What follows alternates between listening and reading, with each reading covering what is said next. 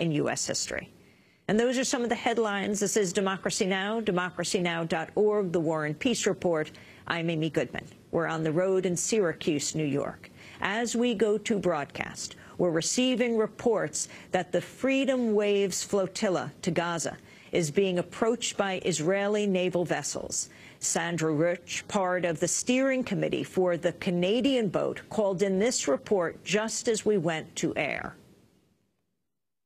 In Istanbul, Turkey, and I've been in constant contact with the Tahrir. We have just lost communication.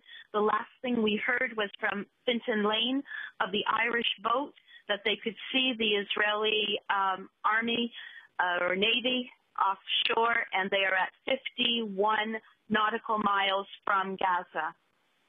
So we have now lost communication completely with our boats. As we broadcast now, a Canadian and Irish boat are en route to Gaza, about 48 nautical miles from their destination. The Freedom Waves to Gaza flotilla marks the latest attempt by international activists to break the Israeli naval blockade of Gaza. Earlier this year, Greece blocked the departure of several ships from another flotilla heading to the region. In 2010, Israeli forces killed 9 Turkish activists, including a U.S. citizen, on an aid boat called the Mavi Marmara, which was part of the first such international flotilla. The Canadian boat is called Tahrir, Arabic for liberation. Democracy Now! Correspondent Jihan Hafiz is on board the Tahrir. She filed this report. It's the second day of the Freedom Waves to Gaza flotilla, and the Tahrir moved closer to its destination on Thursday. However, organizers remain on high alert. The Israeli Defense Forces threatened to block the boats from breaching the Gaza blockade by sea. Delegates and journalists met to discuss the Israeli Navy intercepting the boats and the possibility of violent confrontation. How you react to it? After weeks of secretly planning the flotilla, activists with a Canadian boat finally made physical contact with their Irish counterparts. Although the boats did not exchange passengers due to rough waters, their proximity boosted the spirits of those on both vessels. Activists understand their strength is not in numbers, but rather in the powerfully symbolic act of attempting to break the siege despite the risk of another violent attack by the Israeli Navy. Michael Coleman from Sydney, Australia. I'm representing the Free Gaza Australia on the first Freedom Waves flotilla to Gaza. My family and friends are very supportive, and I haven't had to sort of choose between too many things. It is a financial strain on me, as I'm only a youth worker, and you know, social services don't get paid that well, but it's money well spent in my opinion. Michael attempted to reach Gaza in the summer, but never made it when the Greek government prevented the Tahrir from leaving the country. This time, he serves as a member of the crew and expresses his satisfaction about his efforts to end Israel's 4-year blockade of the Gaza Strip. Well, I tried to tone down my expectations on this trip because last time when we tried to sail out of Crete in June and July, we hit a wall of bureaucratic obstacles which I didn't anticipate, and I came back with a definite sense of frustration. So I was keen not to have too many high hopes for this trip, but it's with great joy I tell you I'm now sitting in international waters, and we got over the bureaucracy in Turkey, and now Gaza awaits us. Yes, there is a level of nerves about being confronted by what I like to term the IOF, the Israeli Occupation Forces. They have a long history of targeting peaceful protesters with violence, which is totally unacceptable, but that's meant as a deterrent to us. Ihab Lutaif, one of the organizers of the Canadian boat to Gaza, and a delegate on board towards Gaza. It's now 7:30 Friday morning. We are approaching the 100 nautical mile point away from Gaza, which is usually the point where Israel starts the blockade. So at this point we are getting anxious in a way to know when will they put a blackout on our communications, if they will put it, when will they try to come on board us, will they try to come on board us. All these questions are now at the moment of truth. The major preparation we did is to prepare that we don't want anybody to act in any violent way or in any way that can even induce violence by the Israelis. All the spirits are good. Everybody's cooperating. We feel that we really have a very successful mission up to now. Everybody is happy with what's happening, and we are still hopeful to get to Gaza, actually. Majd Khayal, a 20-year-old university student, is the only Palestinian on board. What is life like for you in Israel? The question of who I am was always not only for me, for all the Palestinians that grow in Israel. This is the question of identity, of who I am. I am Palestinian, but I'm not. But I have a blue ID, which is the Israeli ID. Being Palestinian is not something that you choose. I didn't choose to be part of the struggle. It's not. I didn't make this choice. I was born with it. I was born with the fact that I am suffering from the rest of the state, that I am not a citizen in this state, or citizen in a lower place than the Jewish citizen in Israel. How do you feel about being the only Palestinian on this trip? I feel sorry. I think that it has to be more Palestinians on the boats and in all the boats. I think it has to be Palestinian boats from different places in Europe. I hope it will be soon. Not only for Gaza, I really think that we have an idea of the return boats of refugees that try to get to Jaffa or to Haifa or to Akka, to the cities that their parents were born in.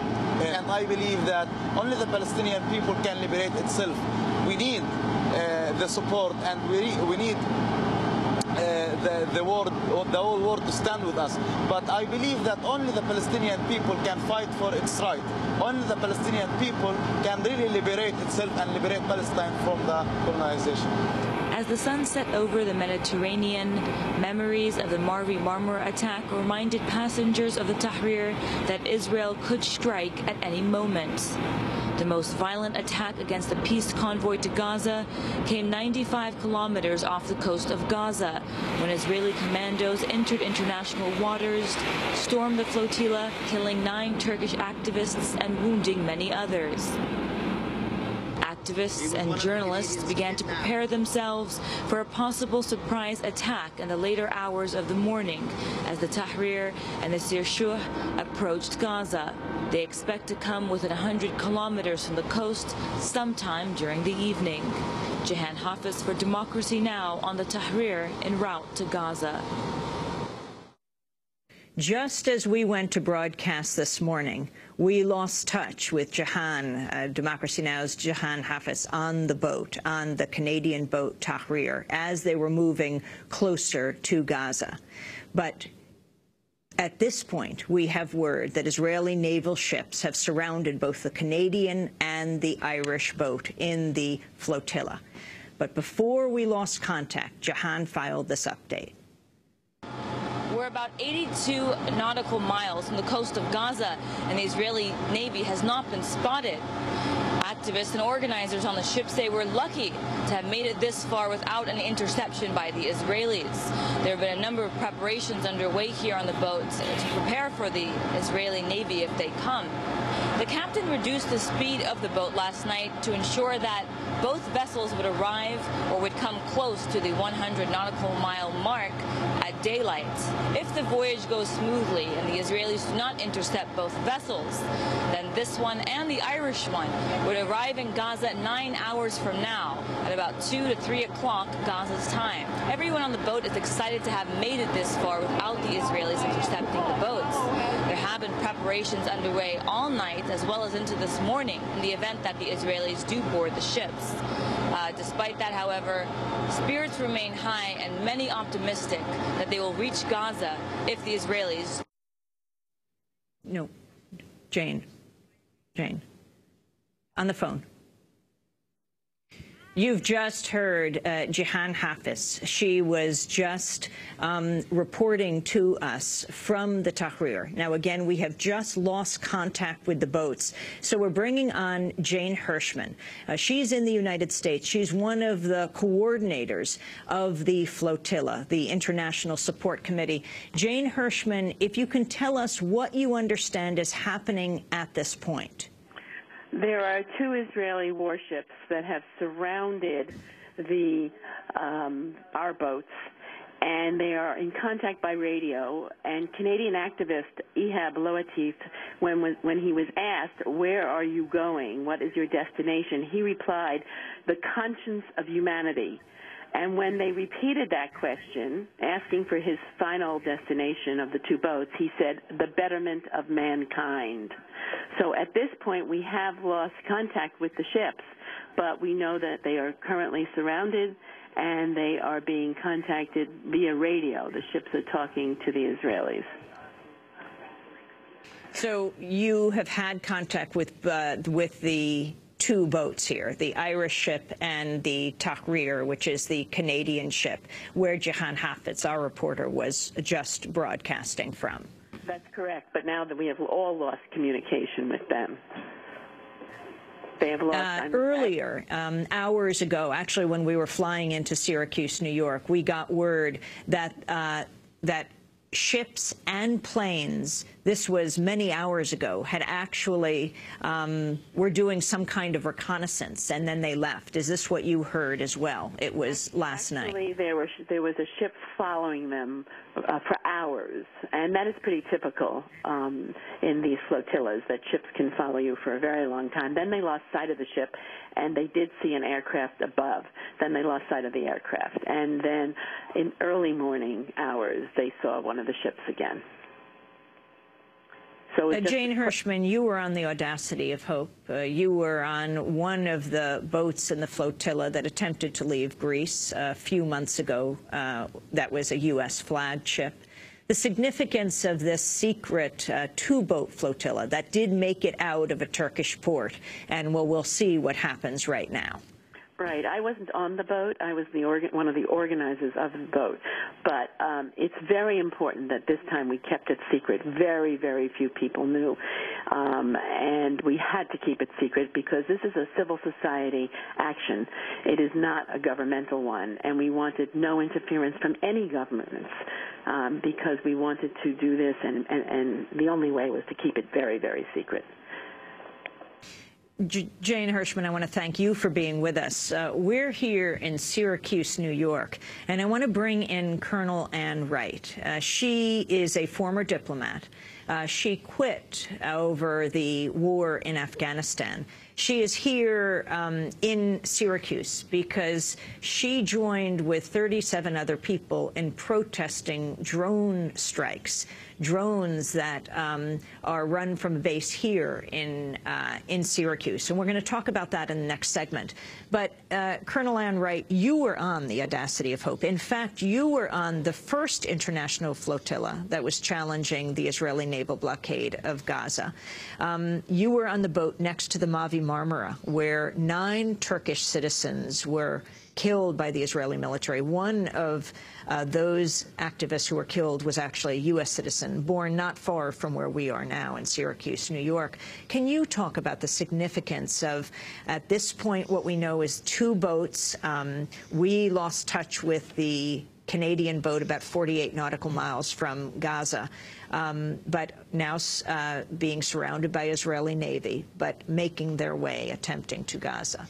Well, I can imagine what's going on those boats. As the Israeli commandos boarded us in 2010, they storm on board. There's lots of noise. There's lots of yelling. There's weapons being pointed at people. Get down, don't talk, don't do anything. It's a very scary time, quite honestly. But it's scary, but it's the thing that these people want to be doing. There are 27 people among the 2 boats.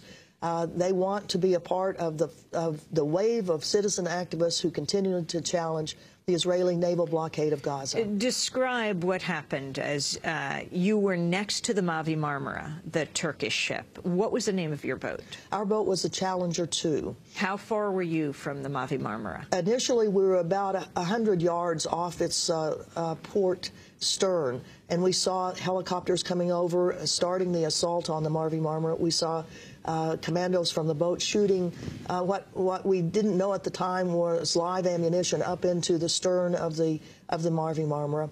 And then after about 2 minutes of that, we then took off and tried to outrun the patrol boats. And how far were you from Gaza?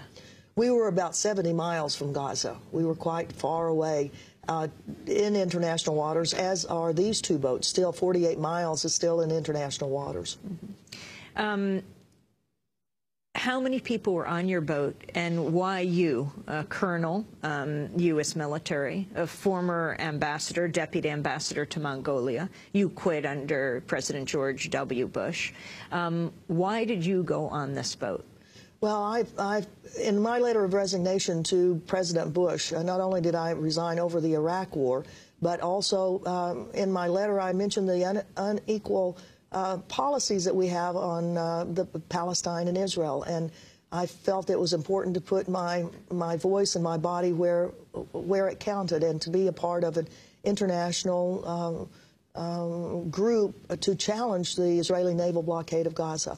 The Israeli military says they just don't want weapons being brought into Gaza. Well, and these flotillas, these boats on the flotillas are not bringing in weapons, and they very well know that. The fact that the Israelis continue after 48 years now of blockading Gaza, of not allowing materials to come in by sea or to go out by sea, is something that international activists are going to continue to pressure the international community, community of governments who are supporting the Israelis, and of course the United States government, which is its biggest supporter with $3 billion a year and protection in the United Nations on every vote that concerns Israel and Palestine. We're going to come back to this discussion around people taking direct action. Again, Ann Wright, a retired Army colonel, former U.S. diplomat who spent 29 years in the military, served as a high-ranking diplomat in the State Department. In 2001, she helped oversee the reopening of the U.S. mission in Afghanistan. Then in 2003, resigned her post in protest of the war in Iraq. On two of these flotillas, the first with the Mavi Marmara, and then the Audacity of Hope. That was a U.S. flagged ship. That's correct. The Audacity of Hope was U.S. flagged, as was the Challenger 2. The boat that you were on? Yes. Both were U.S. flagged. The United States government has made no investigation itself over the murder, the execution of the U.S. citizen Furqan Doan, nor the... That was the young man who was one of the 9 activists on board the Mavi Marmara who was killed by the Israeli military, born because in the United States his father was a professor. That's right. Born in Troy, New York. He was killed with 5 bullets to his body, including one to the head, to execute him, which we can identify on the Israeli videos that they have now released. And we have interviewed his father, and you can go to our website at democracynow.org. We're going to come back to Ann Wright on another issue, why she is here in Syracuse today, one of the Hancock 38 drone resistors. We'll be back in a minute.